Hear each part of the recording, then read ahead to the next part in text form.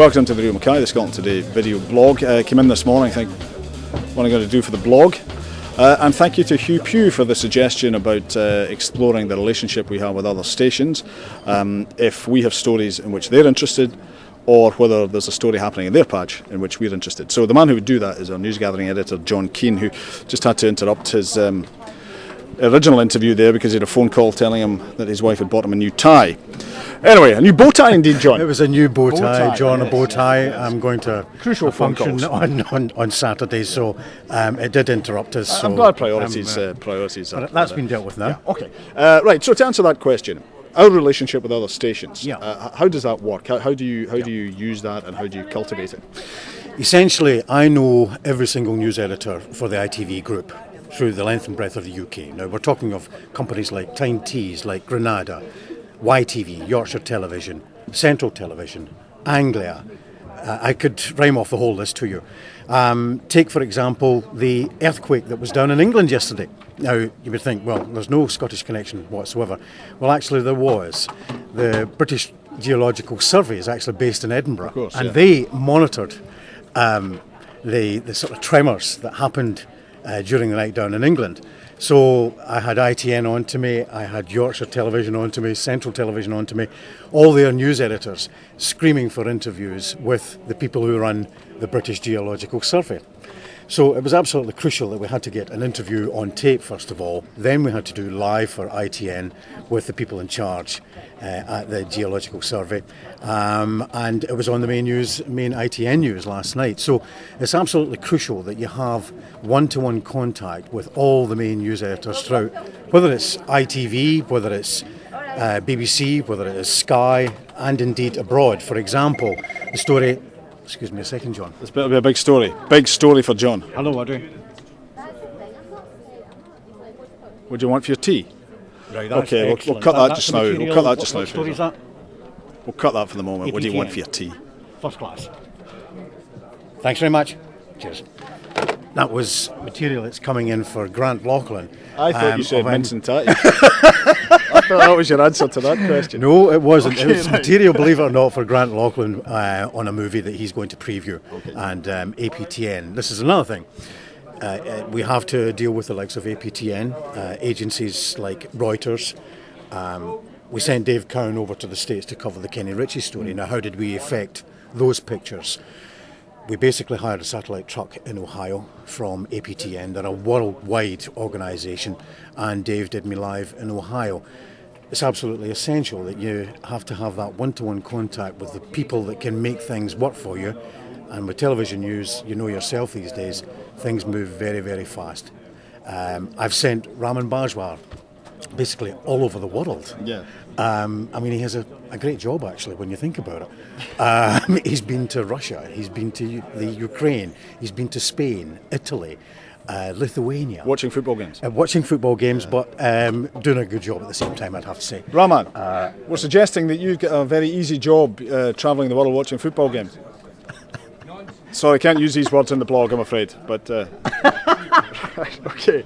Anyway, sorry. No, but just to... John, you know the technical difficulties we encounter. I'm on the phone to you about 20 times a day. That's right.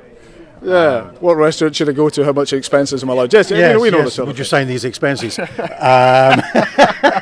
but... so how do you were emphasising the importance of one-to-one contacts and knowing people. How do you cultivate that? Well, that again comes down to experience, knowing who you're actually going to go for and to target and to make sure that things are actually going to work for you as well as for other companies.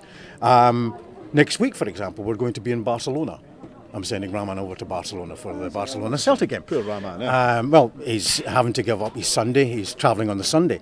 That says a lot for him. But how will we get reports back from Barcelona? Well, we're actually going to feed a report by internet now, which Raman will edit on site along with his cameraman Neil McClan, and we'll be doing live because it is our game on Tuesday. Raman will be live trackside. We have spoken to ITV Sport regarding that. That's all been arranged weeks in advance, to be honest, because there's a hell of a lot in the planning of these things, and you're either good at it or you're not. So we take pride in that to make sure that we're actually going to have Raman live next Tuesday. And as well as us liaising with perhaps getting pictures or interviews from other stations, and you say it's crucial you have the one-to-one relationship, people also phone here. Now, it's hard enough for us getting the resources to fill the 6 o'clock news and the 5:30 show.